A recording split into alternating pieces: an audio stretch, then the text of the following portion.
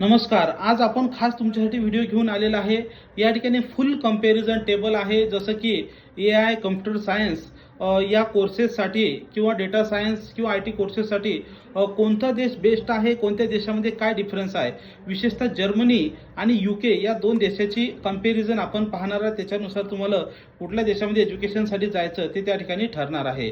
तर या ठिकाणी टॉप UKचे जर त्या ठिकाणी विद्यापीठ जर बघितली युनिव्हर्सिटी, तर university of Oxford, Imperial college of London, university college London, तसंच युनिव्हर्सिटी ऑफ एडनबर्ग हे स्ट्रॉंग आहेत AI रिसर्च आणि ग्लोबल रँकिंगसाठी. आणि इथं तुम्हाला कमीत कमी 5 करोडपेक्षा जास्त हायर लेवलचं पॅकेज मिळणार. नंतर जर्मनीमध्ये जर म्हणसाल तर टेक्निकल युनिव्हर्सिटी ऑफ म्युनिच आहे, RWTH ॲडन युनिव्हर्सिटी आहे, नंतर हिडनबर्ग युनिव्हर्सिटी आहे, नंतर कार्लसरुहे इन्स्टिट्यूट ऑफ टेक्नॉलॉजी आहे. तर हे इंजिनिअरिंग आणि प्रॅक्टिकल IT स्किलसाठी एकदम बेस्ट आहे.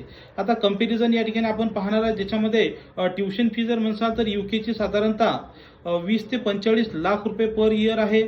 तेच जर जर्मनीची जर बघसाल तर मोस्टली फ्री आहे, साधारणतः 1 लाख रुपये वर्षाला तुम्हाला फी असणार आहे.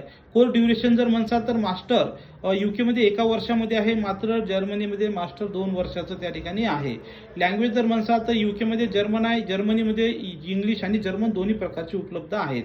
नंतर त्या ठिकाणी लिव्हिंग कॉस्ट जर म्हणसाल तर UKमध्ये तुम्हाला जे लिव्हिंग कॉस्ट आहे हे 1000 ते 1500 रुपये प्रति महिना त्या ठिकाणी लागणार. दूर जर आले तर कमी लागू शकतो, म्हणजे युरो म्हणजे साधारणतः 1 लाख ते 1.5 लाख रुपये महिना लागणार. ते जर्मनीमध्ये जर जासाल तर साधारणतः 70,000 ते 1.25 लाखापर्यंत तुम्हाला त्या ठिकाणी लागू शकते. स्कॉलरशिप जर म्हणसाल UKमध्ये तर लिमिटेड आहेत, मात्र जर्मनीमध्ये जर म्हणसाल तर खूप साऱ्या स्कॉलरशिप्स आहेत की ज्या स्कॉलरशिप आम्ही तुम्हाला मिळवून देऊ शकतो. विशेषतः डॅड स्कॉलरशिप असेल, इरास्मस असेल किंवा भरपूर स्कॉलरशिप्स आहेत. पार्ट टाइम जर वर्क म्हणसाल तर दोन्ही देशामध्ये 20-20 तासच आहे. PR चान्स जर म्हणसाल तर UKला 5 वर्षांनंतरच आहेत.